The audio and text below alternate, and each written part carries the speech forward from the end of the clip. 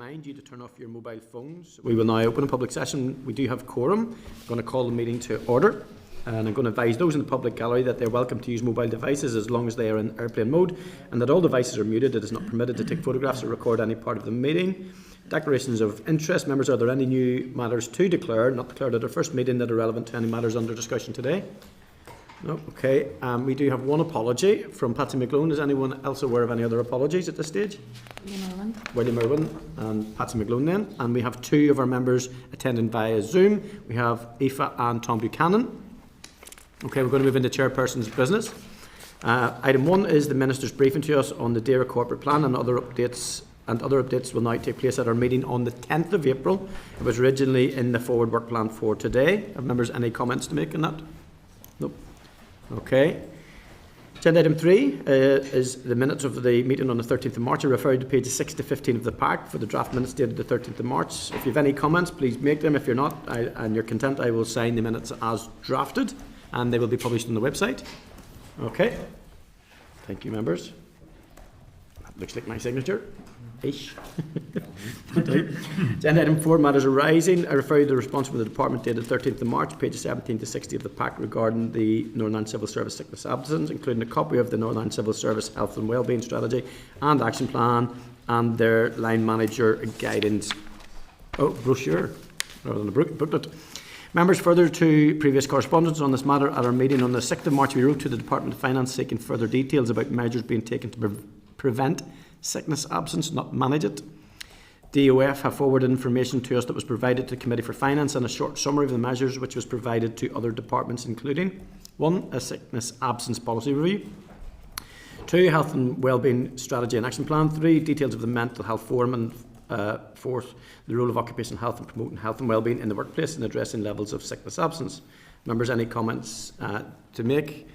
I would just note that I don't see anything that's preemptive or that works to prevent sickness absence in any way, but it is what it is. It's something that I'm interested in the wider sense of public service. But okay, members, thank you. Okay.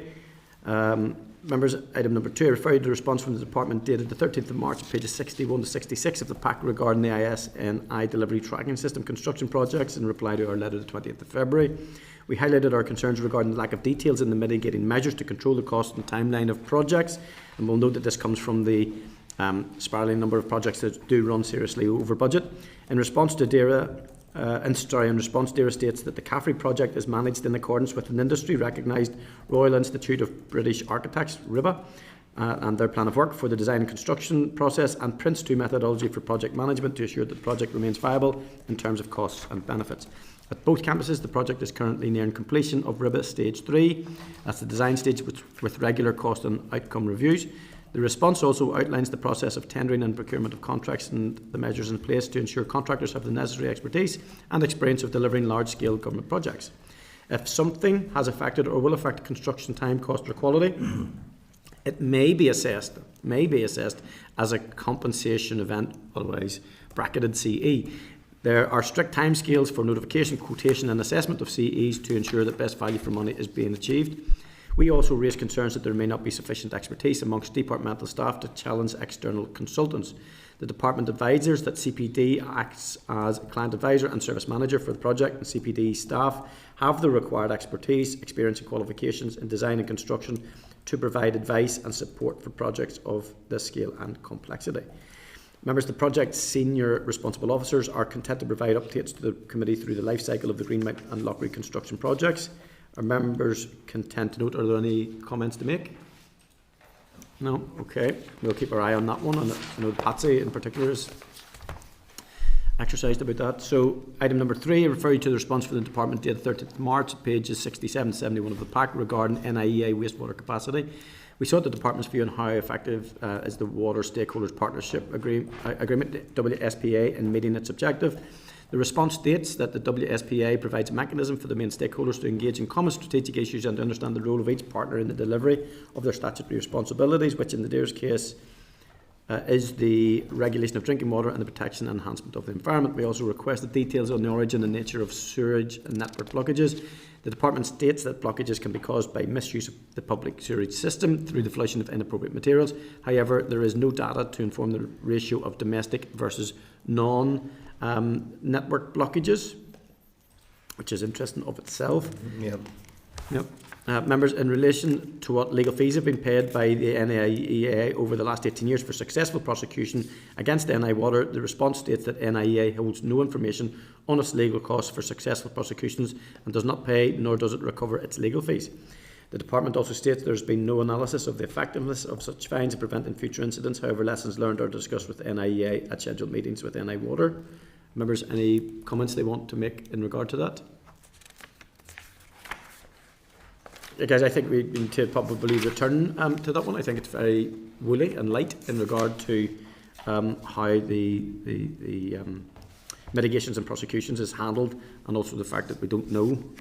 We know there's lots of stuff blocking inappropriate materials, but the fact that there's no analysis done as to where that comes from would indicate to me that it would be almost impossible to fix, because if you don't know where it's coming from, and you don't know the quantity, how could you actually have a strategy or a project to change that? Like, we'll just return to that at some stage. Is that okay? Just to keep an eye on that one. Thank you. Members, item number 4 referred to the response from the department dated the 14th of March, pages 72 to 75 of the pack regarding the Greenhouse Gas Emissions Trading Scheme Amendment number 2 Order 2025. We had an oral briefing on this matter on the 27th of February, and we queried why it was necessary to include the provision that amends Article 75B of the Greenhouse Gas Emissions Trading Scheme Order 2020. The response states that Article 75B prohibits the UK ETS Authority, including regulators, from disclosing any information collected under UK ETS legislation except in certain circumstances. The provision amends 75B to introduce 2 new exemptions. First of those is to enable the national authority to disclose such information where necessary or expedient to support the development or implementation of policy for objectives related to those of the UK ETS, and to permit, disclosure of such information to support the Climate Change Committee in delivering its statutory objectives. We also requested details on what type of information would be disclosed under this provision.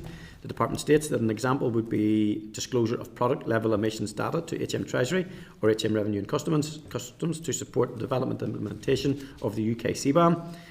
And such data could be classed as commercially sensitive and therefore only be disclosed to another government department with appropriate security protocols in place, and only where the UK ETS Authority would deem it necessary or expedient. Members, in respect of our request for a list of full details of types of data, the department states such a list does not exist, but would essentially be any technical information that the UK ETS Authority holds that would be of interest to other policymakers, and each request would be assessed on a case-by-case basis. Have members any comments? Are you content to note? Content to note, thank you. Item number 5 referred to response from the department dated 14th of March, page 76 to 78 of the pack regarding the Farming for Sustainability Knowledge Transfer Payment Regulations, Northern Ireland 2025. We requested confirmation if the payments made under Regulations 3A and 3B are considered to be taxable income to a farm business. The department states that matters relating to taxable income are outside of its remit and recommends that we forward our query to HM Revenue and Customs to provide a response. Do you want to? Well, we're going to decide on the course of action to take. Declan, do you want to? It just was on the farm sustainability. The only could be right to the department to find out when the opening date of the opening window for the trading of entitlements will commence, Rabbi. I know there's farm agents who support farmers, and the closing deadline is the 15th of May, but there's no, it hasn't opened yet, and there's no when it's going to open, and that could mean that the work will be crammed in the last few weeks up until the 15th of May deadline. So only could we just get a steer from the department as to when the entitlements trading window will open. Yeah, absolutely happy to do that. We'll definitely do that if members agreed. And also on the bit that I've read in about the, I thought it was quite strange that the department wouldn't understand whether it was a taxable payment or not. Understand that their ambition is to get the money out the door and to help farmers, but at the same time, this is a knowledge transfer, and when farmers are signing up for these schemes and possibly getting a grant or a payment, it would be good for them to know whether it is a taxable payment or not, because that's incumbent on them obviously to look after that. So I suggest we do write to HM Revenue and Customs, but also that we include the department in that. I think the department should know that and should actually be able to give that information, if that's members content. Okay. Item number 6, I refer you to response from the Department dated the 18th of March at pages 79 to 80 of the pack regarding the NIEA planning update. We considered a written briefing on the 27th of February and wrote to the Department requesting details on the review of internal processes on the development of an updated NIEA PC database for internal processing of applications and also on options regarding recruitment. The review of internal processes to seek efficiencies has resulted in the recent merger of 2 advisory planning teams with Natural Environment Division. The response also states that the current NIEAPC database that manages internal case flow needs to be replaced. It can categorise applications into local, major, regional, but cannot review consultations received and categorise them into minor, major, significant in relation to environmental impact or consultation type. The Department states it is unlikely that an updated database will include that function, but artificial intelligence solutions may be applied to this issue in the future, which is kind of an answer for any question that people have now. In the future, AI might pick it up. So, members, regarding recruitment, the Department states options have included temporary redeployments, temporary promotion opportunities, issuing transfer notices for vacant posts, and seeking temporary agency workers. Have members any points that they want to make on that regard? Could we ask, Clark, it talks about the merger of the 2 advisory planning teams. Could we just get some confirmation on who they are and when that happened as well, please? Thank you. Can I have members okay? Agenda 5. Apologies, but does it not tell us it's happening in December 2025? Yeah, Chair, I think it's December was the date given. I'm 3 paragraphs from the end. Merging in December 2025 to seek efficiencies during case reviews. Resulted in the recent merger. All right. Chair, So it's yeah. Chair, that might have been my words. I may have picked that up wrong. Okay. The words recent, I may have been thinking December past, Chair. Oh, right, okay. Yeah, okay. Yeah. Thanks, Joe. Yeah. Okay. So it's happening in the future. Okay, happening. Okay, we'll keep an eye on that, guys, because most of the conversations that I'm having is this backlog in regards to planning and stuff. And as William has raised numerous times, and I'm sure he would if he was here today, when consultations do go back or responses like BAT surveys, which are clear, they can sit for months still, which is a system issue as opposed to a people issue. Still ask for some more detail, Okay. Chair, on the We merger. yeah, and it's not the duty or role of this committee to be stalling them from getting on with their work, but I think we can apply appropriate pressure to make sure things move. Okay. Agenda item 5, members, is the departmental briefing on the ozone depleting substances and fluorinated greenhouse gases for the UK Common Framework. Refer members to pages 84 to 152 of the pack for this item. At our meeting on the 26th of September, we received a paper from DERA on the status of the 15 common frameworks for which DERA is the NICS lead. The previous ERA committee scrutinised 9 of these, and we agreed to arrange a briefing from DERA officials on the remaining common frameworks. The 4 governments of the UK have agreed to report annually on how frameworks are operating and the decisions taken through them once all frameworks have been finalised. The CF has undergone scrutiny in the UK House of Lords in October 2022 and in the Scottish Parliament in November 2022. I welcome the following officials to brief the committee on the first of the common frameworks we will be considering today. We have Caroline Barry, Acting Head of Chemicals and Industrial Pollution Policy at DERA, and then we have Roger Irwin from DERA. So the floor is now yours. Thank you very much. Thank you, Mr. Chairman and members of the committee, and thank you for giving us the opportunity today to come and speak to you regarding the UK Common Policy Framework on fluorinated greenhouse gases and ozone depleting substances, or F-gases and ODS for short. Now, as you say, I'm Caroline Barry and I'm currently acting head of the Chemicals and Industrial Pollution team within DERA, and Roger Irwin, who sits within my team, joins me today, and he specifically works on the F-gas and ODS legislation and policy and is involved in the operation of this common framework as I am. Now, our branch is involved in several areas of environmental legislation, some of which require common frameworks, including on chemicals, industrial pollution, radioactivity, F-gases and ODS. Now, the common framework documents themselves lay out the basis for post-EU exit cooperation across the UK government departments on these areas of environmental legislation. They are expressions of political commitment, but are not intended to be legally binding or enforceable. Now, the F-gas and ODS Common Framework was one of 12 provisional common frameworks that was published in February 2022. Its main purpose is to set out an agreed approach to the post-EU exit policy and legislation work throughout the UK on F-gases and ODS. The framework, its document itself, is comprised of 2 sections, a provisional framework outline agreement and a concordat. Together, these state the agreed post-EU exit governance arrangements and decision-making processes on F-gases and ODS policy between DEFRA, the Scottish and Welsh Government, and DERA in Northern Ireland. Now, the governance arrangements consist of a governance group and a working group which sits under it. The governance group meets biannually and is made up of senior policy representatives of the UK Government, each of the devolved governments, including Northern Ireland, and a senior representative of the English Environment Agency. It may, by consensus of all concerned, make decisions in respect of recommendations made by the working group. Now, the working group meets monthly and is made up of policy representatives of the UK Government, each of the devolved governments. Sorry, apologies. Sorry.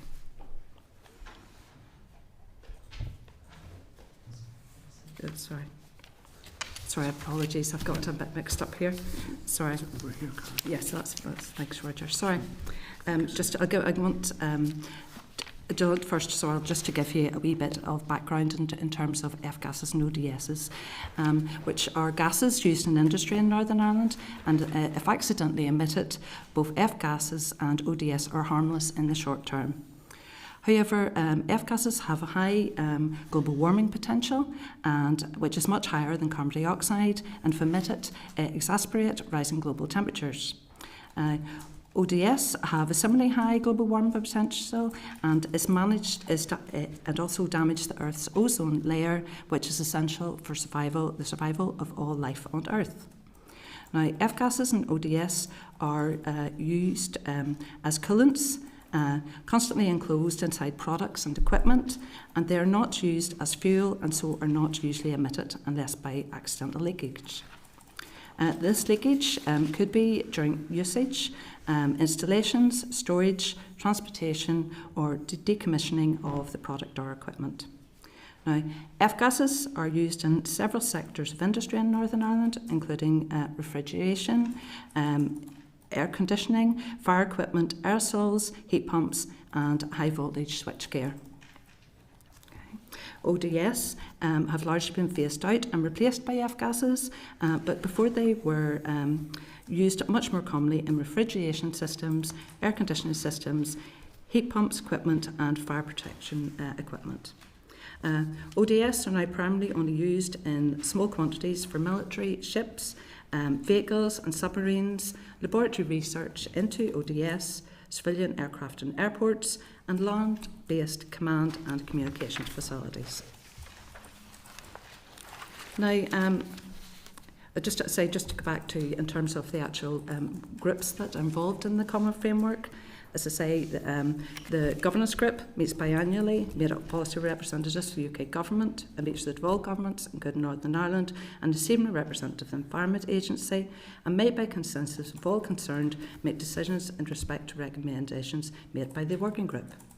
The working group, as I said, is monthly and is made up of policy representatives also of UK Government, the devolved governments, and the Environment Agency. And also, like the governance group, may by consensus consider policy issues or disagreements, or in specific cases make recommendations in respect of policy of the governance group. Issues arising on a day-to-day basis on F-gas and ODS matters are regularly discussed at by UK-wide officials in the working group meetings, in more informal and ad hoc meetings, and via email and telephone correspondence. Now, under the terms of Annex 2 of the Windsor Framework, Northern Ireland is required to remain aligned with both the EU F-gas and ODS legislation. Now, 2 new sets of European regulations were introduced in March 2024, one on F-gases and one on ODS. Both these sets of regulations were considered by the Democratic Scrutiny Committee in April 2024, but no further action was taken. DARE officials engage with their counterparts in GB to ensure that any potential policy divergence is tracked. And an early example of divergence has been the introduction of these 2 new EU regulations on F-gases and ODS in Northern Ireland. And while our GB counterparts are looking to make changes to their domestic F-gas and ODS legislation, they are not legally required to introduce those brought in by the EU. Now, the common framework actually helps in this area as it sets out a decision-making and dispute resolution process which ensures that the 4 jurisdictions can discuss and manage any policy divergence. And it also establishes a review and amendment mechanism for future updates to the framework.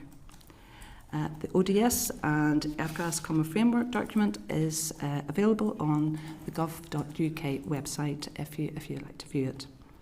Now, once this committee and all the devolved governments have finished their examination of the Provisional Common Framework, policy officials across the UK will assess the feedback received and make any changes to the documents that are required.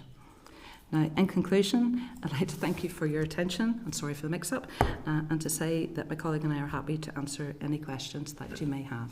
Thank you very much for that presentation, and it really is quite interesting because obviously in terms of household usage and stuff and refrigerants and stuff. My first question is regard to how we manage the recovery of F-gas in Northern Ireland if you know when appliances, whether household or industrial, become redundant, and do we have a policy in regard to how we capture it, store it, or get rid of it? Hand over to That's already in law from the previous EU regulation on F-gases.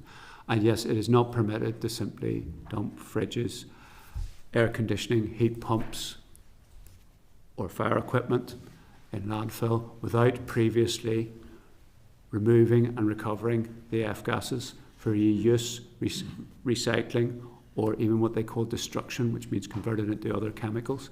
And it has to be done by trained technicians who have recognised qualifications, which are also in the EU law and in Northern Ireland law. And you're not simply allowed, basically, to emit the F-gases at end of use. And that, however, is separate from the Common Framework document that already exists in law and will continue in law from the new EU regulation on F-gases as well. Yeah. Okay, and then could I just give this forward a little bit, if that's okay? So I think the EU have set a target of 2050 to be F-gas free. Is that correct? The EU target, yeah. The previous EU F-gas regulation required a 79% reduction of the use of HFCs between 2015 and 2030. The most recent amendment to the Montreal Protocol was the Kigali Amendment of 2019, which was worldwide, and that requires a reduction of 85% of hydrofluorocarbon use, which is the main type of F-gas that's used, and production between 2019 and 2036. That's the current target. Yeah, and I'm just interested in the potential for future divergence then, in terms of that ambition. If in London they don't, so if you go for the 100% by 2050, which is something that I've read somewhere, and the UK don't, then how does the common framework kick in terms of even basic electrical appliances? And that's a good question. Hard to predict the future, but the EU and GB have both already signed up to the Montreal Protocol, so they'll be obliged to achieve the same global targets on reduction, and perhaps, as you say, perhaps even eventually completely phasing out all of F-gases. As far as the common framework goes, should GB policy depart too far from EU policy, with the EU policy affecting NI, we would first of all informally consult via the working groups and the governance groups, if necessary, that Caroline mentioned in her opening remarks. And should that not provide satisfactory resolution to that, although GB colleagues do assure us they will take policy divergence into account, but if it still doesn't work, it can then be escalated to the Senior Officials Programmes Board and then eventually to ministers via submissions, who would then take a further decision on that, presumably with DEFRA GB advising their ministers too, and interministerial discussions as a very, very last resort. If we can't resolve that any sooner, that would be the process. Hopefully it never gets to that. But with the failures of how we got here, I'm going to. It sounds like it could be torturous enough. Okay, thank you very much, Declan. Thank you. And Robbie has touched on the question about how is divergence managed. I suppose where divergence would come into the sharpest focus would be here on this island, the island of Ireland. And obviously, you know, you have a situation where the northern part of the island is out of the EU, yet still subject to the EU ODS, so that the concordat you're referring to applies to the north, but it doesn't apply till, obviously it doesn't apply to the south. But given the fact that we share a land border, and like gases don't know any borders, you know, and items can move up and down and all the rest, is there any, like, you know, conversations going on how to manage these gases and, you know, with their counterparts in the south? We are working, consulting with our counterparts in the Republic of Ireland, yes, who are also bringing in the equivalent EU regulations on both F-gases and ODS for the Republic of Ireland. As far as your question goes, yes, the EU law applies there in the Republic of Ireland as well, but you're correct in also saying that the Common Framework document does not apply in the Republic of Ireland, but it does apply in Northern Ireland. Yes, that is correct. Now, there is no current issue, therefore, for trade on the island of Ireland, because there are no trade barriers, because we're bringing in the same EU regulations on both F-gases and ODS that they're also bringing in the Republic of Ireland. So trade should continue to flow freely across the Irish border. Yes, is that what your question was? Sorry. I suppose it's just the managing of it. You know, is there the same regime for managing these gases? You know, given the fact that, you know, there's communities where they're literally on the border. You know, and you know. Well, there is no actual common framework document between Northern Ireland and the Republic of Ireland. No. However, we have been working informally with our equivalent colleagues in the Republic of Ireland's DECC, I think it is, Department of Energy and Climate Change, on issues such as the continued mutual recognition of the F-gas certificates that I mentioned earlier, for technicians who are recovering, for example, F-gases from refrigeration, so that Northern Ireland and EU can continue to recognise each other's certificates. And we're also discussing the different ways in which we would bring in all the other aspects of the EU law into Northern Ireland law and Republic of Ireland law. Yes, we have been engaged in informal discussions with our colleagues in the Republic of Ireland. Yeah. Thank you, Roger. Thank you, Chair. Thank you. And John Blair then. Thank you, Chair. So some of the detail of what I was going to ask has been covered already, but suppose a more general question, and fairly obvious one. What's the trajectory on all of this in relation to Northern Ireland? Or can we demonstrate a decrease in these gases over a period of time, whether it's 5 years, 10 years? And is that decrease, if it is there, getting better or not getting better? Are you talking about the amounts of F-gas being used? Yeah. And or ODS and F-gases, yeah. Right, okay. Well,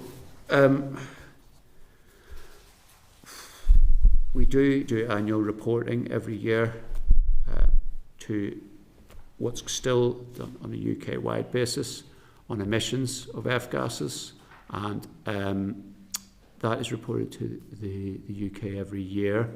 In terms of F-gas use, we did conduct a scoping survey for 2021, on the amount of F-gas being used in Northern Ireland. However, we don't have anything to compare that with. Previous I one? don't know if it's gone up or down, the amount of emissions. I can't remember the exact emissions that Okay. have gone up or Just down since then. so we can kind of build a picture here.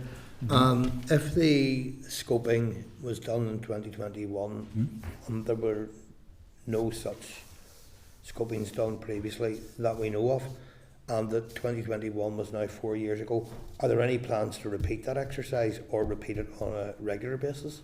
Not at present, no. It costs to carry these out, and at present we're concentrating on bringing in the new EU F-gas and ODS regulations into Northern Ireland legislation and all the many complications that there are there, and completing the common framework document. So not at present, no. Given that we as previous question highlighted, we have other jurisdictions not far away, that includes the islands, plural, because none of them are that far away, and we share the same air, and there's air movement. Is there an overall measurement of this at UK level?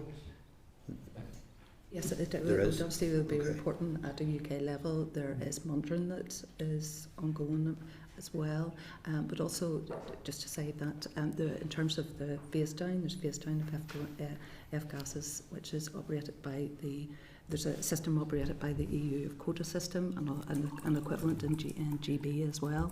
So that is actually is part of how the actual reduction in the use of F-gases and ODS Okay, so are if there actually being is, managed. again, Chair, through you, if there is monitoring of this done at UK level, I'm assuming through some kind of monitoring apparatus or monitoring stations or monitoring points, then the obvious question, because if there aren't monitoring points or some form of monitoring mechanism or apparatus, then the obvious question is how is it measured? But if there is a structure or infrastructure in place to monitor and measure, is there such an apparatus in Northern Ireland? No. No. F-gas, it's difficult to monitor F-gas, and that is not actually carried out because F-gas is invisible, odourless and inaudible, and also it's not used as a fuel as such with exhaust emissions or anything like that. You don't have that on any fire extinguisher or anything like that. But what is actually done is the total amounts of F-gases used are submitted by the businesses, and then an assumption is made on how much would be leaked out per year. Because although there are a lot of means by which leaks are checked and and monitored, and technicians have to be trained to ensure that they can carry out leak detection and leak repair, some is inevitably going to leak, so a certain percentage of the total amount used by Northern Ireland is calculated, and it's the same for GB, and then the percentage of potential leaks is calculated to estimate F-gas emissions, and that's as close as you can get because it's very, very hard to monitor them. Okay, Chair, I think that helps, thank you. Thank you. Just before we bring Tom in, could I ask a question on alternatives to F-gases? So obviously F-gases came about because they thought it was the unintended they'd be better than the ODS, but they're not necessarily. So the alternatives to, what are the alternatives to F-gas? And particularly if we are stepping into the space of, for instance, encouraging people to use air source heat pumps and ramp that up. Yes, well, first of all, yes, F-gases are, I would say, a better alternative to ODS, because ODS also have a very high global warming potential, and F-gases don't deplete the ozone layer, so they solve one problem, but then the other remains of the high global warming potential. Yes, second question, yes, the EU is bringing in requirements for technicians to be trained, also in the future alternatives that are currently being considered to F-gases, and one of them I think is called hydrofluoroethane, and there are also in the EU F-gas regulations provisions in there for technicians to be trained not only to use the current F-gases in products and equipment during transportation, decommissioning, installation, etc., but also future alternative sources like hydrofluoroethylene as well, to be trained in the use of those. However, there is currently no law as such to say that companies must use those alternatives, not yet anyway, but as the phase down continues there probably will be. In the meantime, other things such as carbon dioxide or ammonia are either flammable or else not at the right pressure for fridges, fire equipment, air conditioning, etc. And so even though they have a much lower global warming potential, they're not really in practice useful as refrigerants. Yeah. So. I appreciate it. Thank you very much. And Thomas Buchanan, I'm going to try and unmute. Thank you, Chair, and thank the people for their presentation this morning. But just for clarity and to have it on the record, under the common framework, will Northern Ireland be treated exactly the same as the rest of the United Kingdom when it comes to policy and all of the legislative stuff and all of that? And will there be any deterrent to trade between Northern Ireland and the rest of the United Kingdom under the Windsor framework? Right, those are two tricky questions. First of all, will Northern Ireland be treated any differently from the rest of the UK under the common framework? I'm afraid I have to say yes, it will be, because the EU law on both F-gases and ODS applies in Northern Ireland, whereas it does not apply in GB. So that means as part of the common framework agreement already, they've had to set up new measures in GB for reporting, a new computer database for reporting F-gas use, and for the F-gas quota system to be done on GB-wide, and for the ODS licensing system to be done GB-wide. Now, quota and licensing are used to ensure that not too many F-gases and ODS are used in total within a state's certain area. Because of, again, of global warming potential fears, whereas Northern Ireland remains part of the EU systems on both F-gas and ODS for reporting on use and reporting on volumes of use, and the F-gas quota and the ODS licensing system. The only thing that's really being kept the same, so far at least, is the reporting of emissions, which is still done on a UK-wide basis, for the UK to report to the overall UN on its total use of F-gases and ODS.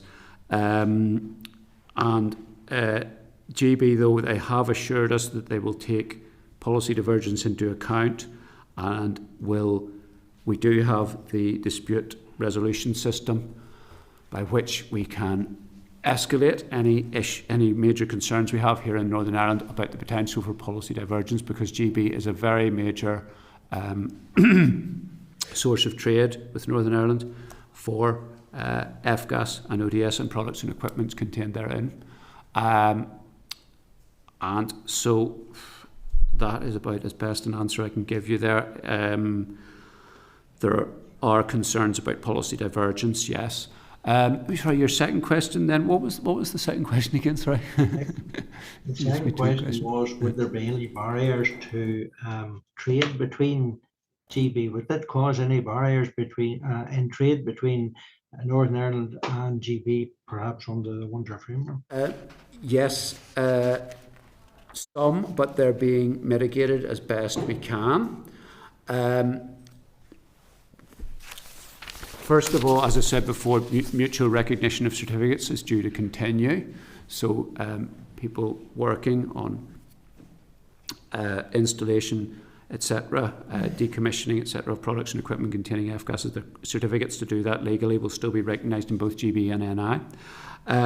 Secondly, there are means by which checks can be done for products and equipment containing F-gases being transported between GB and NI electronically, to make sure there's a minimum of fuss at the border, minimum of commotion.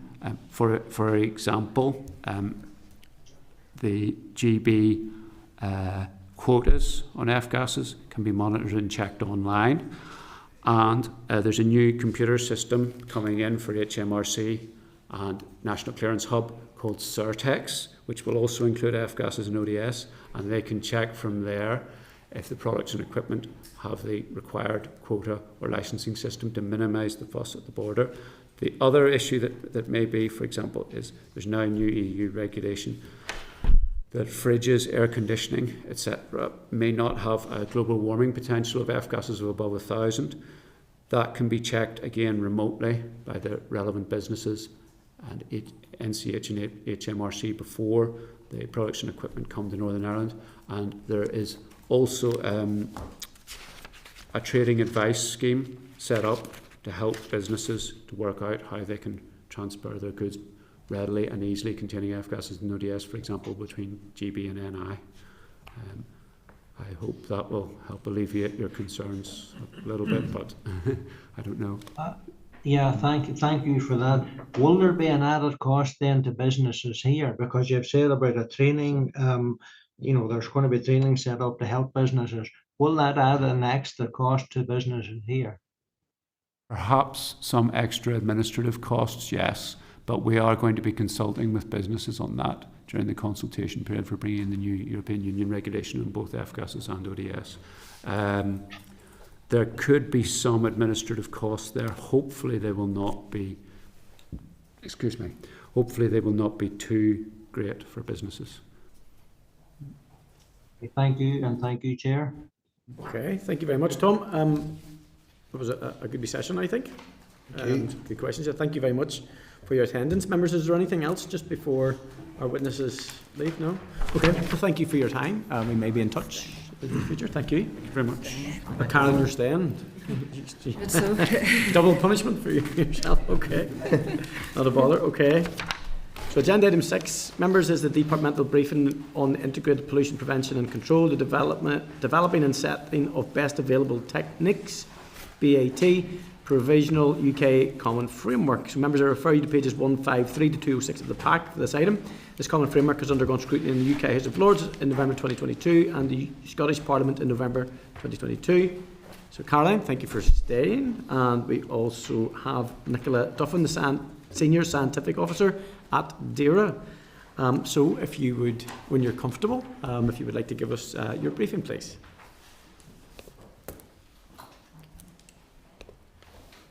Yes, Mr. Chairman and members of the committee, again, thank you for giving me the opportunity to talk regarding the UK Common Framework on Integrated Pollution Prevention and Control, the developing and setting of best available techniques. Now, as previously mentioned, I'm currently acting head of chemicals and industrial pollution policy within DERA, and I'm joined by my colleague Nicola Duffin, who is a senior scientific officer within my team who works on industrial pollution policy and legislation, and again, that myself is involved in the operation of the framework. Now, the primary focus of this framework is to steer the development of new UK Best Available Techniques, or BAT for short, which have been and is a core concept of the EU Industrial Emissions Directive, or IED, as we would talk about. Now, Annex 1 of the IED defines categories of activities for which BAT applies, and industries that fall below the specific threshold are regulated outside of the BAT system via process notes, etc., process guidance notes. Large industrial installations undertaking specific types of activity are required to use best available techniques, or BATs, to reduce emissions to air, water and land. Now, BAT means the economical and technically viable available techniques which are the best for preventing or minimising emissions and impacts on the environment as a whole. And Regulation 11 2A of the Pollution Prevention Control Industrial Emissions Regulations, Northern Ireland 2013, requires that all appropriate preventative measures are taken against pollution, in particular through the application of BAT. And there is no significant pollution, and that no significant pollution is caused. Now, prior to the EU's exit from the UK, the UK's exit from the EU, if only it was the other way around, UK officials participated in the EU BAT development process. The Seville process, as it was called, developed and agreed BAT measures for all member states.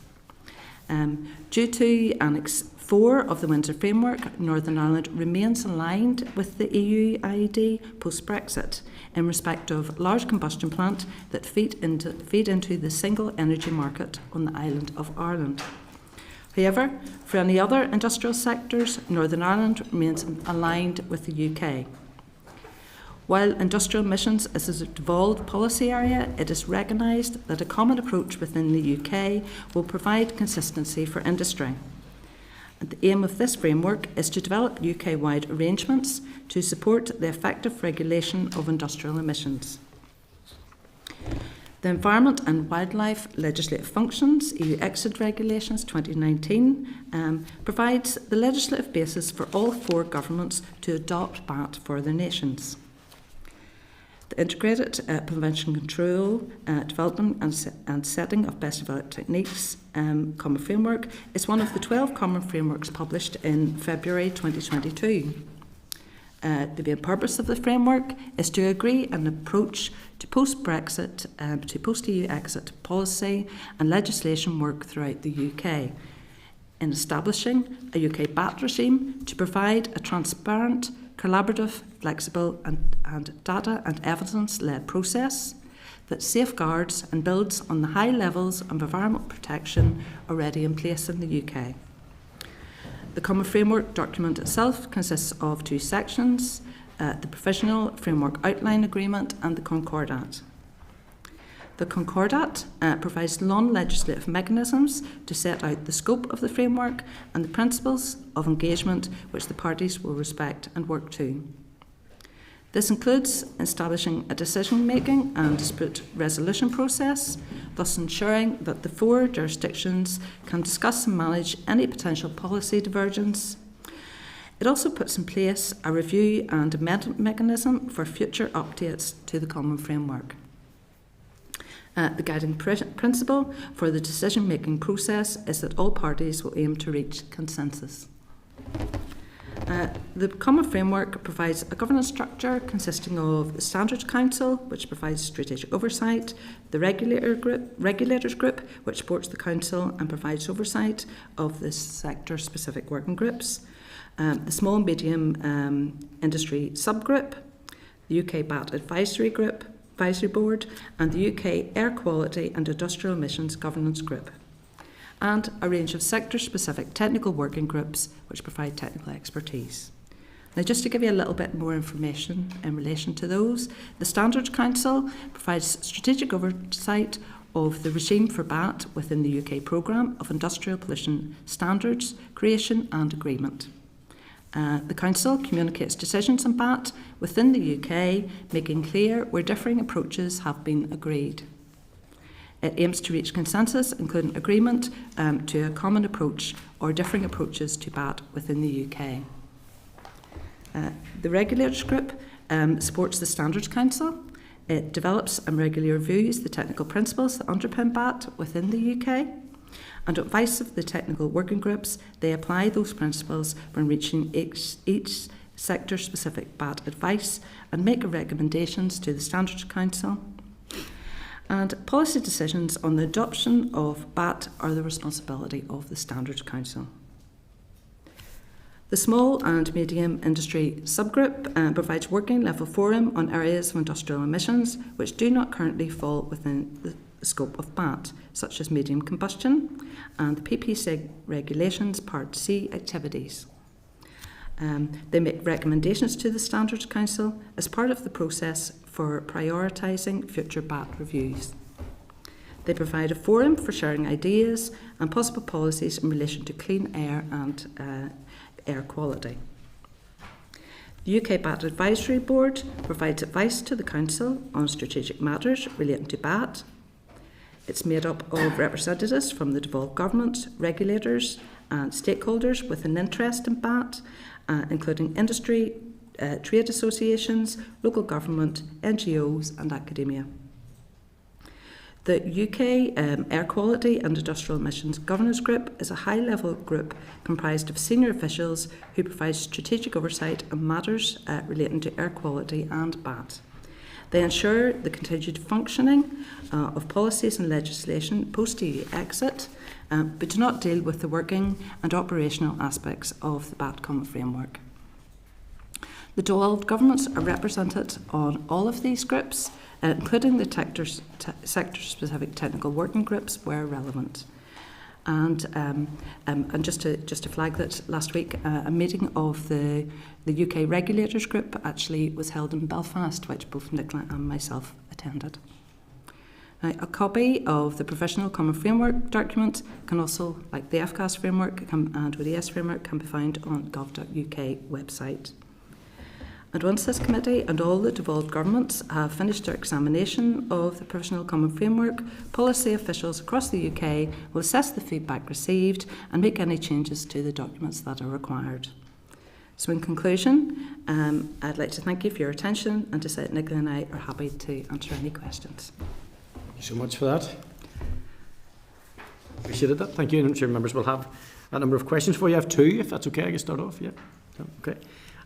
So the best available techniques, or BAT, means, as far as I know, the economically and technically viable available techniques which are best for preventing or minimising emissions and the impacts on the environment as a whole. But who decides, who sets the standards for BAT and decides what the balance will be between technical effectiveness and the economic viability of it? Is there a specific group within the Concordat? I was going to say, it really is the Standards Council. It has the overall call on that. Obviously, they take advice from the regulators group, which in turn takes advice from the technical working groups. So really, there's quite a lot of people who are feeding in, who are working on the ground, and also who are technical specialists. And as we've said, the common framework is a way to try and form a consensus and a set of rules to form agreement as to what is the best way forward, particularly in this situation with regard to best available techniques. Okay. In Northern Ireland, what is the scale of industrial emissions measured against England, Scotland, Wales and the Republic? Where do we sit? Is there a league table of industrial emissions? Well, annually, round about this time of year, speaking as a previous regulator, we would be required, all permitted sites within Northern Ireland are required to submit a report of their emissions, which are normally formed according to BAT on the permit that they will have received from their regulators.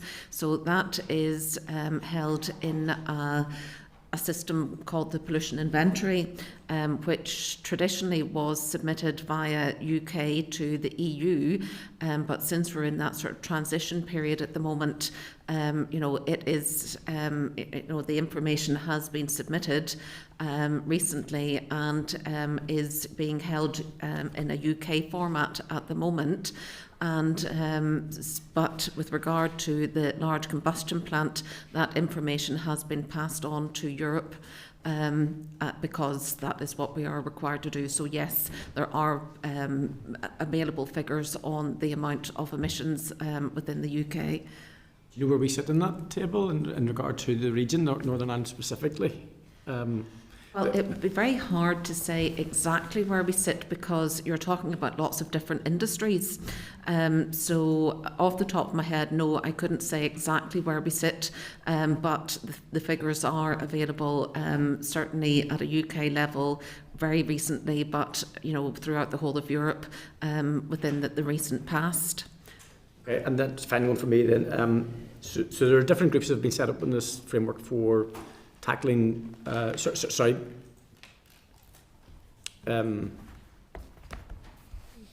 contributing to the reduction in emissions and so on and so forth. But there's also that you've hinted at what happens if there is divergence. Is there any body which is responsible for horizon scanning for potential divergence? I know it's probably only in the region of power, as far as I can see from the briefing, but is there any group responsible for trying to assess complications in the future with regard to divergence and alleviate those before they arise, or is it a matter of just as changes happen, then trying to deal with them as they come? Obviously, Northern Ireland, obviously, across the winter framework is aligned with the EU in relation to those sites that feed into the single energy market. There's currently 4 sites that relates to in Northern Ireland that has been agreed with the EU, however that number may increase over time. In terms of the winter framework, in terms of the actual common framework, within the working groups and the Standards Council would be the main body that would look at what is coming through and consider what the potential impacts would be, and then any issues that can be identified would be escalated if there's divergences identified and there's concerns about that. There's a dispute resolution mechanism whereby we can work through, but overall, as Nicola said, that it is by consensus that the various working groups actually work within the actual framework. Yeah, okay, thank you very much for that. Declan, do you have any questions? Yeah, just sort of briefly, obviously the large combustion plants that feed into the all-island single energy market, they remain part of the aligned with the EU. See, for other installations that aren't of that scale, do they have an option?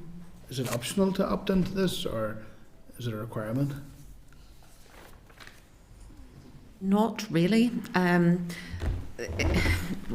The way it's written in the Windsor framework, it's quite clear that it is only the large combustion plants which feed into the single energy market.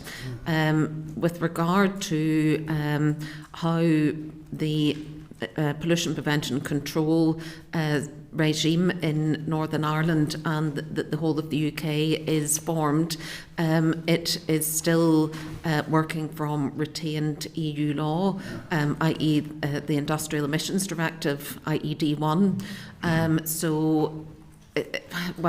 Effectively, both north, south, east and west are all feeding into the same legislation at the moment. There will be slight differences in the way the Scottish Government have interpreted their pollution prevention control system, the same as England and as Wales and Northern Ireland. But they're basically working off the same directives at the moment, and it's hard to predict the future as to what changes that will bring, in the future. Again, it just goes back to the divergence questions again. If there's a divergence between the UK and the EU on this, down the line, is the framework robust enough to cope with that? Well, it is robust in that, as I've said at the beginning, that we are trying to form as best a consensus as we can. Any meetings that I have attended recently, that the format has been very, positive, and it's unlikely that there will be a lot of divergence. Certainly everybody is working as hard as they can to try and make sure that it's as easy a transition as possible, and that ultimately we keep the ultimate goal of reducing pollution as being the main aim of this. Yet again, north, south, east, west. Yeah. Thank you very much. Can I also flag that we're all obviously working with our GB counterparts in the development of the range of new UK BAT techniques, BAT conclusions, which will be applicable across the UK for a range of different sectors. There's a tranche 1 is almost complete at this stage, with further tranches second tranche is underway, and a further third tranche is planned for development on a range of sectors. Thank you. Thank you, Declan. And John Blair? Yeah, thanks, Chair, and thanks to for the presentation as well. The question I'm asking is similar to what I asked previously on F-gases and ODS. I totally understand the logic of having these frameworks in place to ensure best practice, but I'm going to ask a question again about how this is measured.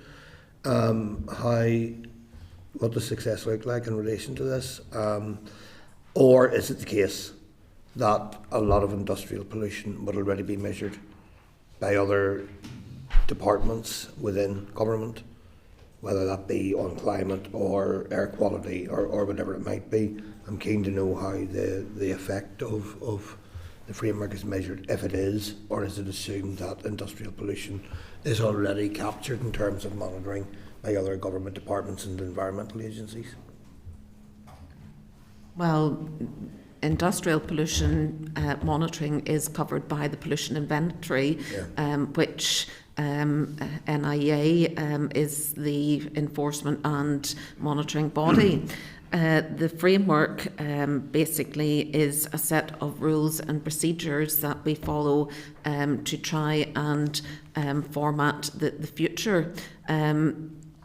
I'm not really sure if there is a monitoring process in place to measure the success of the common framework. No, in terms of industrial pollution, I mean, and the effect that any common framework might have upon that, but I also understand it would be easy to see how industrial pollution effects on society or air quality or environment are decreasing or increasing, because that information will already be held for government, so there's not a need then per se for this framework to do monitoring separately. Is that the case? Yes.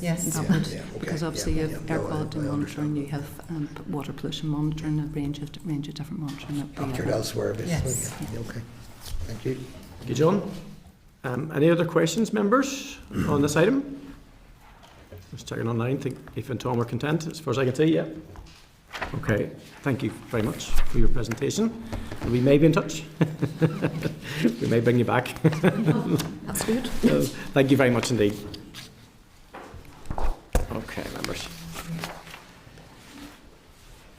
Do you want we start into this? Do you want to get into that, or do you want to take a wee break now? Because once we get into that, No, just read that bit there. okay. Yeah. Members, as we need to press on with the deliberations on the Agriculture Bill today, if members feel they are content with what they have heard today, then we can complete the scrutiny now. On the two. Yeah. As we know, all these common frameworks will be reviewed once finalised, or else I can propose we return to discuss these common frameworks further in the near future, and we'll ask the clerk to set aside some time in the forward work plan before we can commit to being content.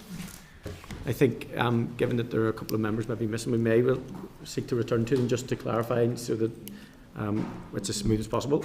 If you're content, we will return to the members. Okay.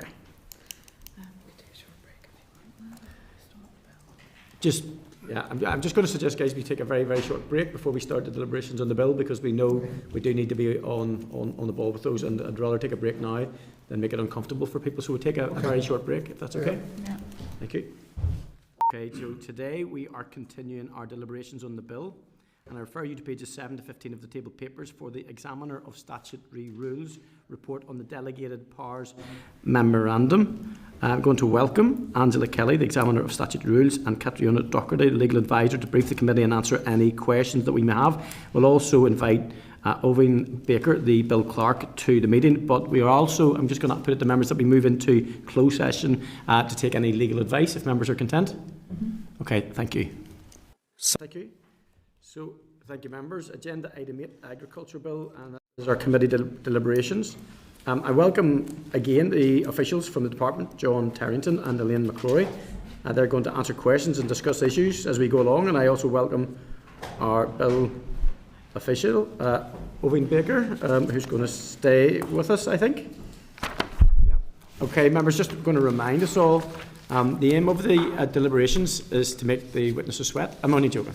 It's not. It's to go through the bill one clause at a time, to discuss any issues or queries in respect of the clauses from the evidence we have received. It's to identify whether there are any further information or clarification required from the officials, to decide whether any amendments are to be considered or whether a committee recommendation or ministerial assurance would suffice, and if we do propose any amendment, to be as precise as possible on what we want the amendment to achieve, and to clarify the department if this is something the Minister would be happy to undertake. So, members, you've been provided with papers for this item starting at pages 210 of the pack, including a copy of the bill and the copy of the explanatory memorandum. The clerk has prepared a deliberations table, which can be found at page 17 to 23 of the table papers, and summaries where we got to in terms of the comments and queries last week. The raised bill research paper starts at page 246, and the Hansard raised briefing starts on page 294. The evidence summary table starts at page 305, followed by all the written evidence received either by Citizen Space or the accompanying oral briefings. Members content that they've got those and can find them okay? If you struggle for any, give us a shout up here, and myself or the clerk will be able to guide you to them. If members are content, we will make a start, and I welcome the following officials: John Tarrington, Elaine McCrory, and as you will recall, we spent most of last week on Clause 1. We had just started Clause 2, so I propose we start at Clause 2 now, and we can return to Clause 1 once we have looked at the remaining clauses, if members are content. So if there's a short brief, just to get us the ball rolling again, I would really appreciate that, please. No problem, and again, thanks for having us back. You asked us to kick off with Clause 2 again, and it's here that we find the powers for the Department to make regulations to modify the listed Assembly direct legislation relating to the fruit and veg aid scheme. It also includes an additional power to make more specific regulations regarding the review of decisions relating to support under the fruit and veg aid scheme. Important as the scheme is no longer mandatory, and regulations under this power would provide for appeals to decisions that the Department make in line with rules already in place for other support. It also clarifies that any amendments they're using those powers can amend the changes that Clause 1 makes to the CMO. Thank you very much. Okay, members, so we're looking at Clause 2 and looking for any questions or queries that you would seek any assurance on or any further information. Okay. It's not so much, so this is slightly in regard to Clause 2, because this is where we start to look at the regulations which will supplement the legislation. Has there been any work in that space, or any direction given in that space as to what they will are to look like? Or I think I'll start and you can talk about the review. In the first instance, the powers are to amend the existing EU legislation, so there's limits there already in what can be done. So it's the things that are within the devolved space within those three pieces of legislation. That is the kind of round, that is a limiter to degree. And whether we've looked at any of that in detail. Obviously, as part of the review, we're looking at the legislation, because the first bit of the review is looking at process, and process covers the existing legislation, the kind of rules and procedures that we have in place. So we have had an initial look. Now, we haven't come to any conclusion, but we've gone through to identify what potentially could change, bearing in mind what stakeholders have been telling us as well. And also just, this was an EU scheme. To some extent, it was domesticated, if I can use that word, but it was only domesticated to make it work. It doesn't necessarily align with our priorities as a department, the Minister's priorities, so there's scope to move things about there. To be more specific, you'll be aware that this legislation hasn't kept pace with the changes in the EU and South of Ireland as well, obviously. And stakeholders are looking very enviously at those changes that have been made elsewhere. So, for example, in the EU, you can have a 7-year programme, you can have a 3-year programme currently here. They're looking at the level of funding available, so you can get 80% for research, development and innovation, and for environmental measures. Here, you still have the 50% for that. So there are things we can look at to say, well, maybe we would want to shift in that way.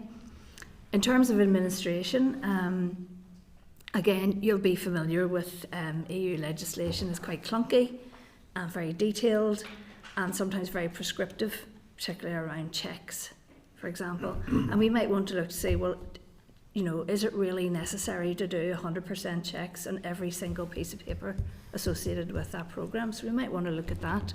So there are opportunities to align with the good things that have happened elsewhere.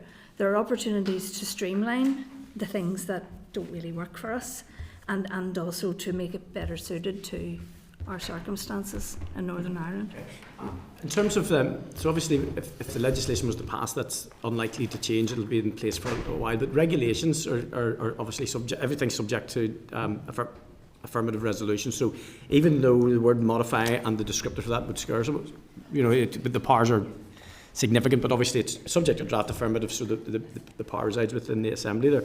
If in the development of the regulations, is there any intent to consult wider than the Assembly and the Committee? Apologies, yeah, I mean, I think normal policy development from where we sit would say yes, that would go through. I mean, obviously starting with those that currently benefit from it, yep. But wider with, I mean, the potential, and it's sitting here without, clear sight to be fair, but with the potential of amending something that might make it more attractive to other sectors, for example. So that, obviously there would be need to consult with them. But I would say, as far as the review, that's been an ongoing process, and I think whenever that starts rounding towards decisions in what might happen, then yes, those will go back, and that will be a continuing narrative that has been ongoing for some time. Okay. Well, any other members? Any queries on this clause in particular, clause 2? Just to, Chair, on the power to modify, that just relates specifically to this area that we discussed previously, yeah? Well, I think it is. It's littered throughout the clauses, to be fair. Clause 2, clause 3. The definition, the modified definition, it would relate to the legislation under the fruit and veg aid scheme, but also clause 3. The legislation under the information and promotions, that definition of modify applies to both. Should be bringing forward regulations in that space as well. Sorry, is that? Yeah. Okay. So, and just in clause 2 then, at 2.1, the power to make regulations to modify the listed assimilated direct legislation. Could you clarify what legislation these powers 2.1 apply to or will apply to? Is everything just within the FEAS then? There's no other wider implications of? It should all be in there. Okay. But by the nature of EU legislation, there may be consequential somewhere else in terms of definitions or whatever, and that's the reason for jumping forward again for the consequential etc. powers. But 99.9% and anything that's policy will be in those three pieces of legislation, and even and then for the other. For fruit and veg, for yes, and then say the information provision somewhere else, and even within then there's stuff that we couldn't amend using these powers within those 3 pieces of legislation because they fall into the reserve sphere, and would fall to UKG around producer organisations, particularly the setup and arrangements for that. Okay. Was there any other points to make in that clause? Nope. You content to move on? Okay, thank you. Just quick on the clause 1. Okay. Okay. So we'll bring clause 2 to a conclusion at this stage. Any further information needed from the department? Further discussions can take place at the meeting next week, and I know there are some members who just aren't here at the moment who are particularly interested too. So it doesn't mean you're off the hook with clause 2, by the way. I'm not giving you the green light just yet. Okay, do you want to give us a brief overview then in clause 3, perhaps? That's the provision promotion measures and powers to modify. It will be very brief. Yes. The clause also confirms a power on the department to make regulations to modify assimilated law, ex-EU law, this time in relation to the legacy EU agri-food information and promotion schemes. That's what the clause does. Elaine, do you want to give a 2-minute on what those schemes did, because we haven't really I'll discuss that an awful lot with you in the. Okay, and I can't find the page, so it'll just come off the top of my head as usual. Sorry. So, I know. Okay, so in the past, the Commission could run competitions that people would apply for to promote agri-food products, and they were basically about raising awareness of those products, trying to promote consumption of them. If there was a crisis, for example, particularly trying to raise consumption at those times to try and support producers, and also highlighting the quality of EU products, you know, how they were produced, the environmental credentials of them, the high animal welfare credentials and so on. There have been quite a number of successful applications from Northern Ireland in the past. The Dairy Council of Northern Ireland has been particularly successful, and it had programmes running 2015 to 2017 and 2018 to 2020. And these were export promotions programmes in third countries, and particularly the last 3 years, once EU funding ended, we funded the third year of those programmes, and there were export campaigns in Southeast Asia and the Middle East. And that involved both outward missions, where some of our dairy companies went out with the Dairy Council and went to some of the big exhibitions. And then they also had visits inward, where buyers came to Northern Ireland and were able to visit CAFRE and hear about the training on offer. They were able to talk to our vets about the types of controls available in production of products, and get a good idea of the high quality produce that we produce here. In terms of what they delivered, we are looking at the post-project evaluation of that funding, and there was quite a favourable return on the money that was invested. The Dairy Council estimates, for example, that over the course of those two sets of programmes, 2015 to 2020, it generated about £55 million in sales for the Northern Ireland dairy industry. So it has been quite a successful programme of work. Obviously now, as we're developing new policy here in Northern Ireland, and you know, moving away from the kind of CAP legislation, there's an opportunity for us to look at what the department wants to do in terms of food. And you'll be familiar already with the food strategy framework that was agreed by the executive. So kind of under that aegis, we're looking to see, well, where does food promotion fit in here? We also have some domestic food promotion programmes, like the Regional Food Programme, which folks will be familiar with, and which has funded the likes of Food NI to undertake campaigns. So we need to consider, you know, is the EU legislation the way forward, you know, that is in assimilated law, or are we better to do something different using domestic powers? And so there's a review of that ongoing as well, but it's at an earlier stage than a review of fruit and veg aid. That's kind of an overview. Is there something specific? That's fine. And so the thing that was rattling about my head was the food strategy, because I can see the direct links here. But you know, I know we passed the intent, the overarching intent for the minister to go ahead and do that. So the action plan still has to be. Yes. We still have to have sight of that. Yes. So from my perspective, clauses 2, but particularly clause 3, I could see the potential for either a good fit and for this to be exploited, or also the unintended consequences where it doesn't necessarily fit with the flexibility, the need to react to the global pressures, because food pressures are facing, I think, global pressures that they haven't for some time, or maybe it didn't exist before. And this bit I think is good. By the way, this is not a critique. Does this then perhaps mean that we are more flexible and agile in regards to reacting? Now, I know that, so this is a bit of a obtuse question I'm asking, because I see the implications of changes,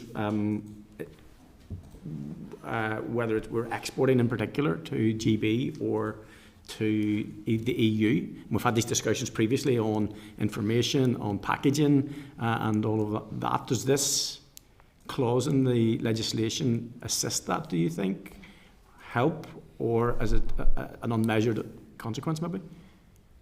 If I could say firstly, I mean, if the potential the fruit and veg aid scheme is a potentially clunky, potentially very EU scheme, I imagine this is as well, by the nature of it's an application from various member states or organisations within various member states.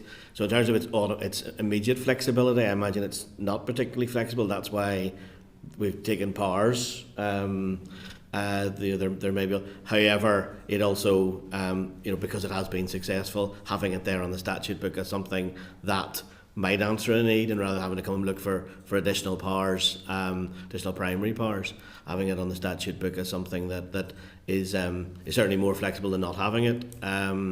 As Elaine said, there are other powers that we use and have used in parallel to having this, and I guess it's down to as policy develops, okay, we'd like to do X, we'd like to do Y in the background of global pressures and of future policy. Well, let's go and see what powers we have is always the first way of doing that.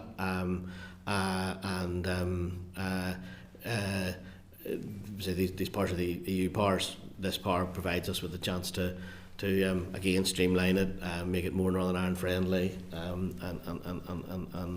so on. So yes and no. There's a bit of a hedging the bets there. You're not as far advanced in considering, what potentially you might do with this legislation. Our first move was to make sure we preserved it, because other parts of the UK got rid of it, and we were no, hang on a minute. In the absence of ministers, we shouldn't do that. We need to take stock and see what it is we want to do going forward and what powers we need to do that. So don't throw out powers that you have. And to some extent, taking it now is the opportunity given by the need to do the rest of the bill in terms of the fruit and veg aid scheme. That who knows when the opportunity to bring more primary powers would come forward. So on the basis that this is a gap, we don't have the powers to do this. This was the time to do it. Okay. I'm content with my questions. Any other questions, members? No? Okay. None. Okay.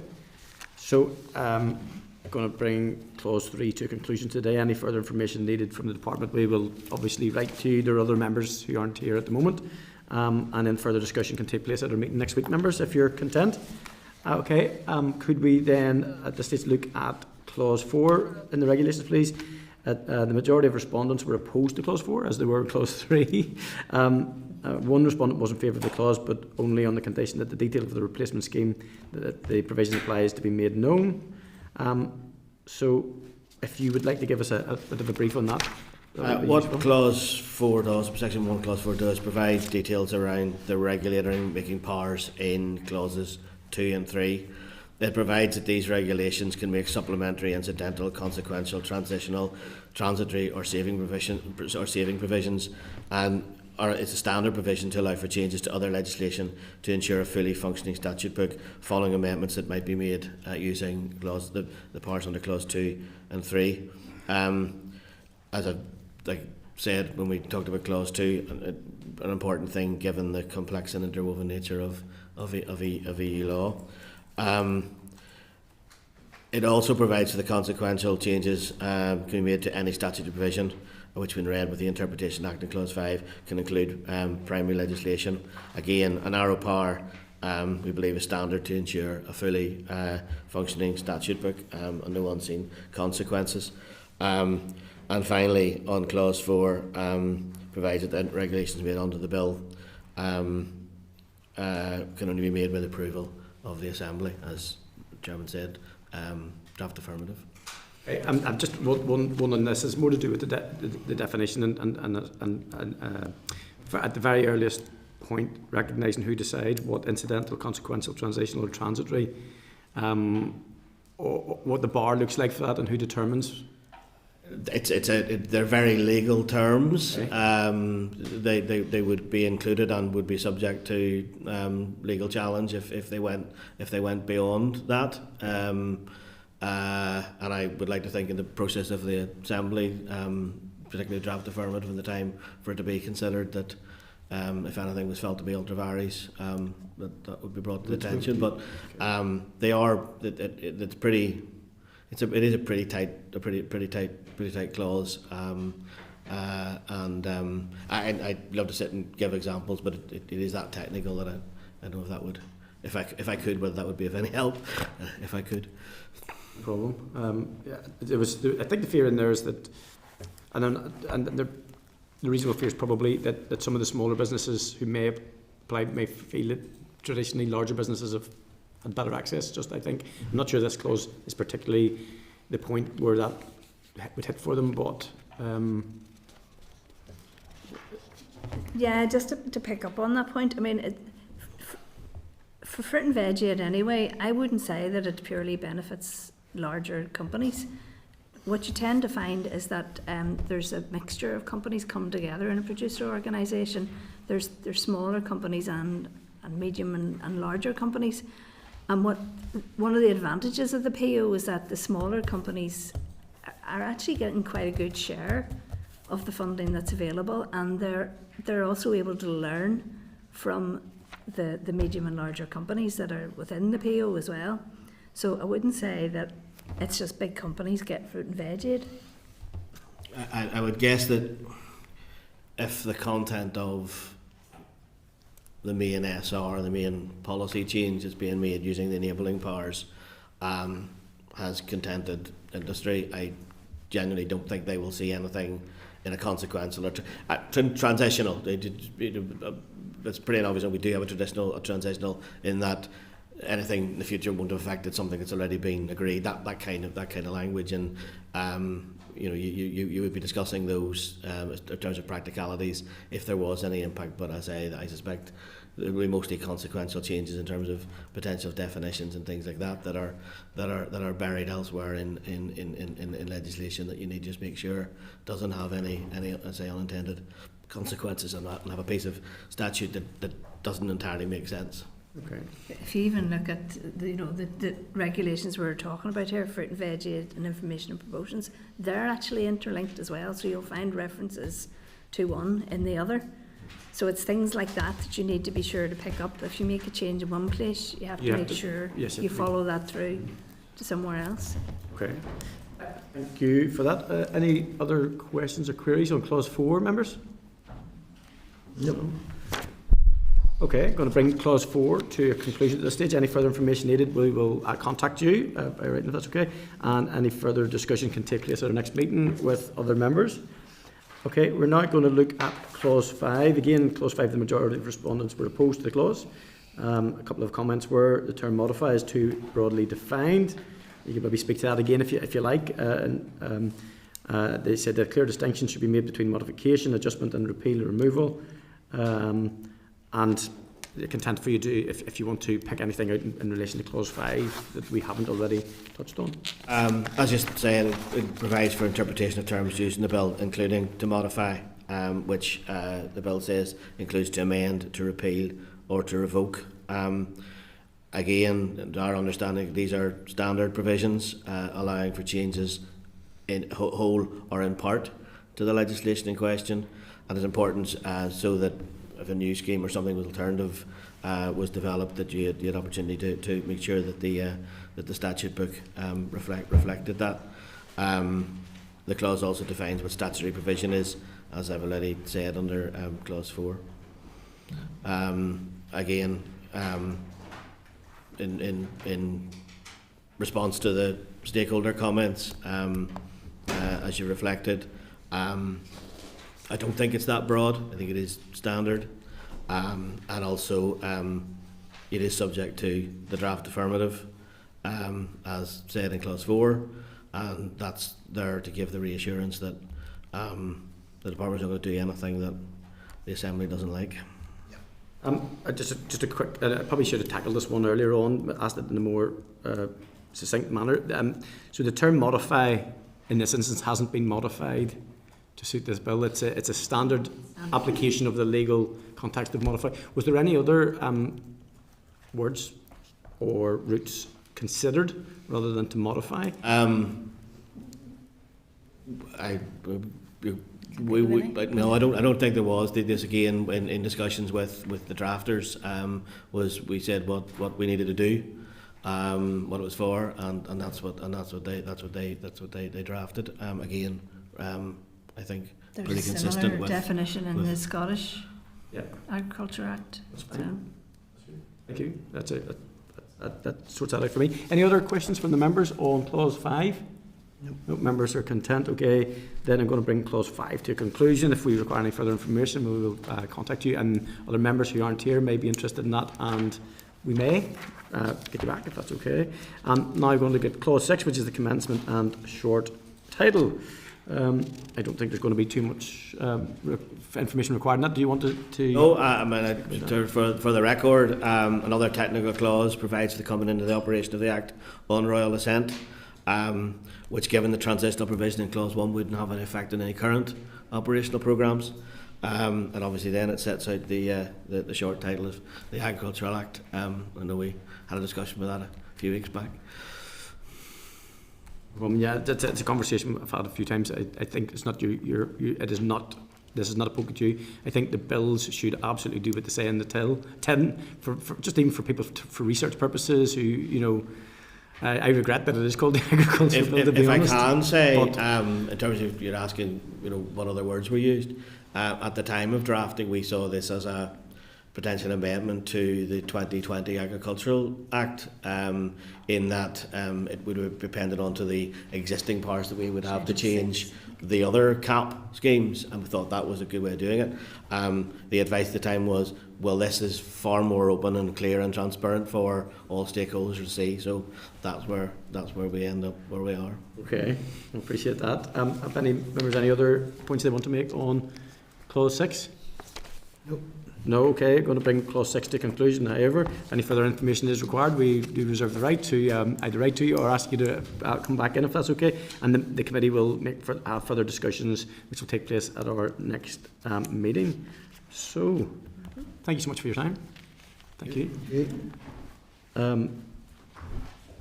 Members, in terms of our deliberations around this, obviously we'll return to it next week, but what a member has indicated to me the need to discuss maybe with the stakeholder involved perhaps at the appropriate time. So you minded that we were content that we do engage just further, just to ask plural. I'm not sure. anybody's impacted by the legislation. Yeah, and again, to be fair, in terms of the returns to the citizen space, there wasn't much. We haven't had a big, but just I'm keen just that as we're moving through the bill, that we're not relying on them to stay updated with us, that we offer them the opportunity to speak in, and if they want to take it, fine. If they don't, that's grand, if you're content with that. Yeah, Michelle? Yeah, Chair. Thank you. Apologies for being absent for most of that. I think it would be useful if we could hear from the stakeholders again, given the fact that the Minister has changed the, I suppose, some of the premise of the bill in regards to ending this year. So I think it would be useful to have those conversations. Not, as you say, not everyone has engaged with us, but there are those who did come who were very passionate about it. And I suppose it would be useful just to get their updated views before we then embark on our own decision making. We do have there's a small list, isn't there?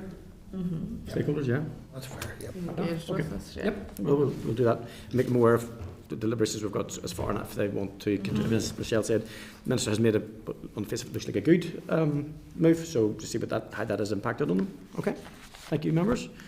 Okay, we've made good time. Agenda item 9 is SR 2025-47, the direct payments to farmers cross compliance revocation regulations. Refer to pages 352 to 357 of the pack for the SR and explanatory memorandum. As you will recall, the prayer annulment was supported at the Assembly on the 4th of February 2025 and revocation action is now required. At our meeting on the 6th of March, we agreed that the Department proceed to make the SR. We'll now put the question to the Committee on the SR. That the Committee for Agriculture, Environment and Rural Affairs has considered SR 2025/40, the Farming for Sustainability Knowledge Transfer Payment Regulations, Northern 2025, and there's no objection to the rules subject to the report of the examiner statutory rules. Our members agreed? Thank you, members. Agenda item 10, Departmental Written Briefing, Consultation on mandatory use of CCTV in slaughterhouses. Members, I refer you to pages 359 of the pack, the clerk's memo providing a summary of the written briefing, and to pages 361 to 379 of the pack for consultation on mandatory use of CCTV in slaughterhouses. A copy of the draft consultation document.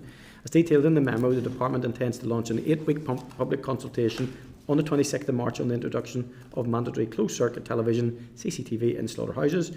The proposed policy would provide benefits such as improved practices, assurance of high standards of animal welfare, and the enhancement of evidence for officials to take enforcement action where it's deemed necessary. It will also bring Northern Ireland up to the same standard in place as in the rest of the United Kingdom. Members, any comments? Are you content to note? Content to note, thank you. Agenda item 11, Departmental Written Briefing on the Blue Carbon Action Plan, publication of the Synopsis report and final action plan. It's on pages 381 to 463 of the pack. Annex A is the Synopsis report and the Consultation on the Northern Ireland Blue Carbon Action Plan. Annex B is Northern Ireland Blue Carbon Action Plan.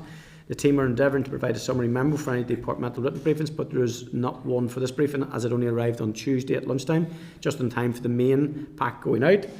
Members, blue carbon is the term used to describe carbon that is captured and stored by coastal and marine ecosystems, accumulating over long timescales through natural processes.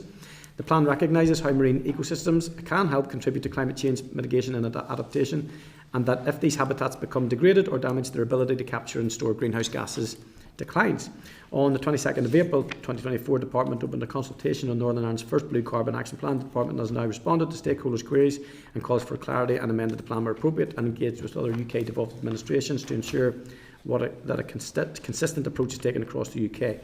The aims of the plan are 1. To establish and maintain frameworks that monitor and protect Northern Ireland's existing blue carbon habitats. 2. Promote blue carbon habitats as a nature-based solution for addressing the challenges presented by climate change and biodiversity loss, whilst highlighting wider societal benefits.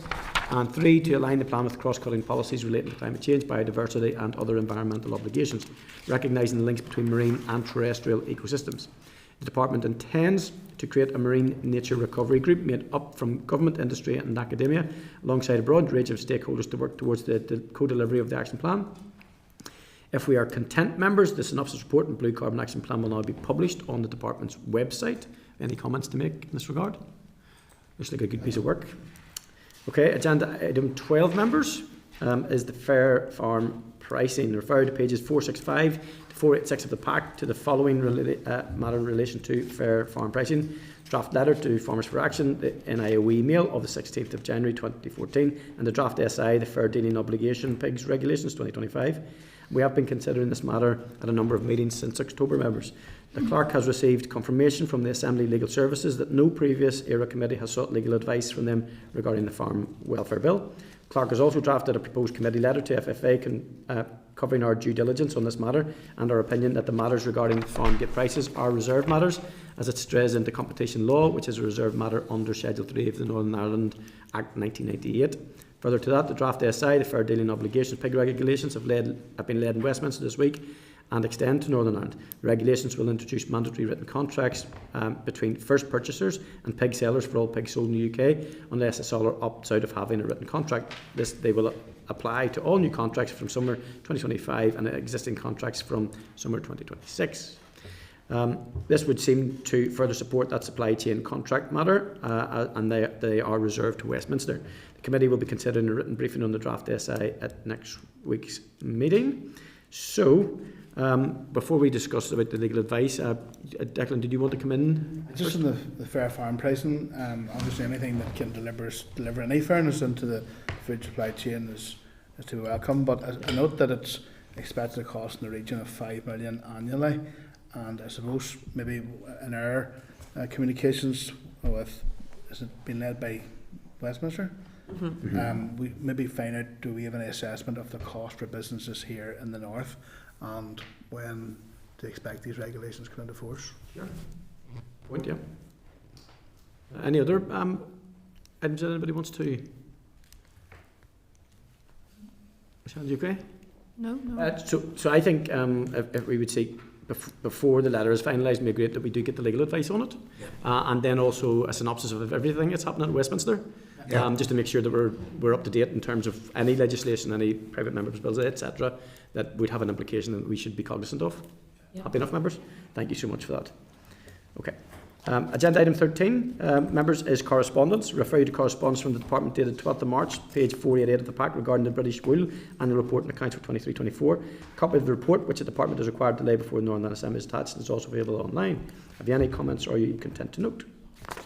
Content to note, thank you. Members are referred to correspondence from the NI Fiscal Council dated 12th of March, page 530 of the pack, regarding this report on the 25-26 draft budget entitled the NI Executive's 25-26 draft budget and assessment. Any comments? Content to note. Members are referred to a memo from the clerk to the Finance Committee dated 13th of March at page 637 of the pack regarding the final budget 25-26 proposals. The Department of Finance has written to all departments to seek further information in order to inform final budget 25-26 proposals. Following the closure of the Department of Finance's consultation on the 13th of March, the Chancellor's spring statement is due on the 26th of March. Have you any comments or you content to note? Thank you, members. Is this on the fiscal paper, Chair? Was that sorry? Is this on the what agenda? Yes, so page 637 of the pack.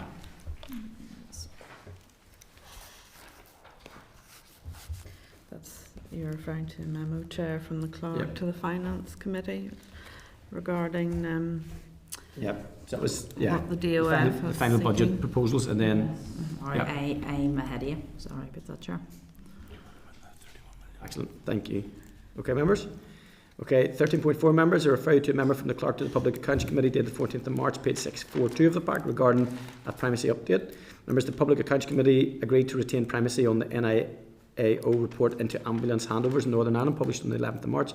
The committee agreed to release the NIAO report into tackling waiting list, published in October 2023. You content to note? Yep. Agenda item 14 is the forward work plan. A draft forward work plan programme can be found in table papers at pages 25 to 27. Do you agree that the forward work plan is published? Yep. Okay. Are there any other items of business that members want to raise? No? Okay, good. Okay, the date and time of our next meeting, guys, is Thursday 27th of March at Agri-Food and Biosciences Institute, AFBI, in Hillsborough. We'll be meeting at 10 o'clock and a map and directions were included in your pack in table papers. We'd like to advise you that suitable clothing and footwear will be required because you will be travelling on a, well, hopefully the weather's good, on a farm trailer.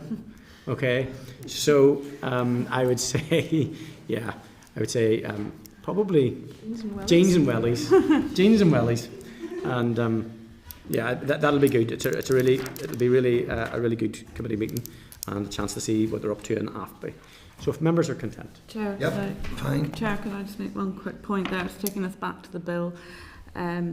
Because we are at Hillsborough next week, normally I maybe would have said then we could bring the officials the week after, but I know the officials aren't available the week after, so I will have to request that they come to AFBI next week to continue deliberations on the bill. So is that fine?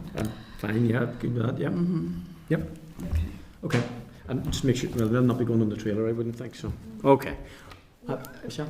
Just in relation to what Janice has just said, would it be easier to have a committee meeting maybe on a Tuesday to accommodate that rather than bringing them next Thursday, the following Tuesday, if they aren't available on the Friday, on the Thursday? I know they are out of the country for a week, so I think we'll just have to go ahead with next week. Right. Okay. Thank Yeah. you.